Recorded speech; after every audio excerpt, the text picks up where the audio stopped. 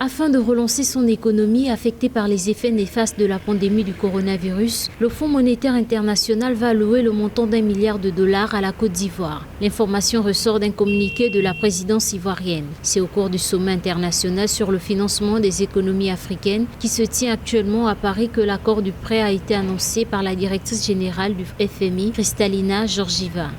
L'affaiblissement de la demande mondiale qui a durement touché le secteur d'exportation de la Côte d'Ivoire, occasionnant ainsi une baisse importante des recettes d'exportation, ainsi que le financement des dépenses supplémentaires de santé et le soutien économique, principalement par des prêts, projets et programmes et des emprunts sur les marchés financiers régionaux, ont provoqué l'augmentation du déficit budgétaire